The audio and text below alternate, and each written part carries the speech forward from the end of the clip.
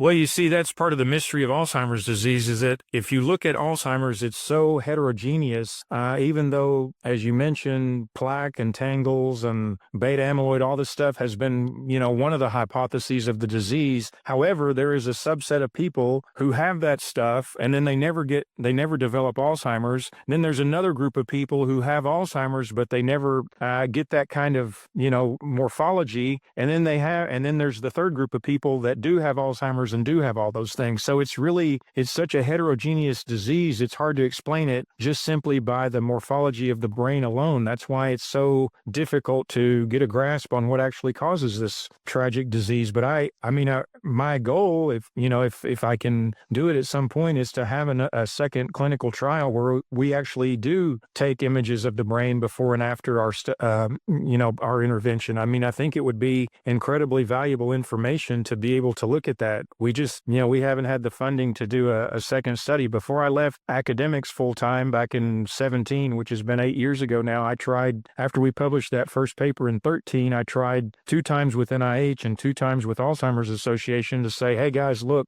at what we published, look at what we've accomplished, help us extend this line of research, help us, really do something to help people. And I got crickets in response. I got absolutely nothing, which, very clearly said to me that this isn't pharmaceutical, this isn't genetics, we're not interested because we can't make any money off of a dietary supplement. I don't know what's in terms of Alzheimer's, I've heard it's called type 3 diabetes. So, in terms of looking at metabolomics and everything, maybe various biomarkers can tell you more of what's going on. And you've got a lot of data already, stem cell production increased. But again, what else have you seen through biomarkers? Well, so we published, as I mentioned, all of that information was published just in the first paper. We published 3 other papers. The 2 middle papers looked at brain-derived neurotropic factor, which is an interesting protein that's been shown to be very important for creating memories and sustaining memories. It's important for hippocampal function. It's important for overall neuroplasticity. So it's a very important protein that our brain needs to create. And we looked at how BDNF related to, in one paper, all of the different cognitive measures, and then in the other paper, all the different immune and inflammatory measures. What we showed in our study was that BDNF increased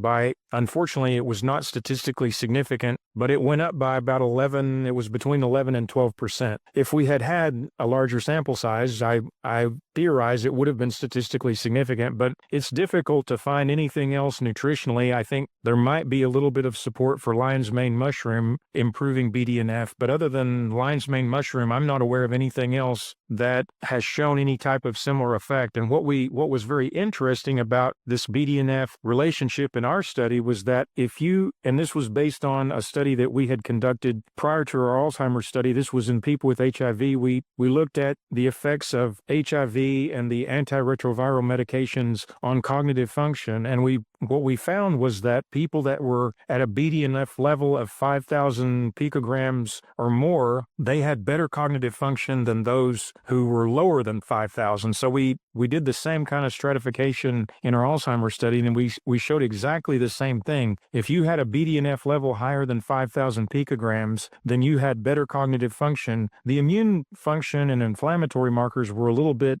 less, I would say, consistent with our first paper. They were kind of all over the board, and it was a bit more difficult to explain them. But anyway, we showed some interesting findings with BDNF in those 2 middle papers. And then the last paper I thought was really nice, and it was, in my opinion, on the level of the first paper in terms of its effect. We looked at what's referred to as the Th1 to Th2 components of the immune system. So generally speaking, Th1 is your pro-inflammatory side, and Th2 is your anti-inflammatory side. And this concept or this model goes all the way back to 1986, where a group of investigators were looking at how to explain HIV and why it was killing people at that time. And so this group had come up with this concept of the Th1 to Th2 ratio to explain this out of balance or imbalance relationship that people with HIV had at that time, where their pro side was out of control and their anti-inflammatory side was basically non-existent. And so one of the things that I like to do anytime I write a paper is I like to go into the literature. I use PubMed as my search engine of choice and see what else has been published, to help me sort of put together a framework, or at least to help understand what else has been done already. Richard, I could not find one other paper in the literature that had showed anything related to this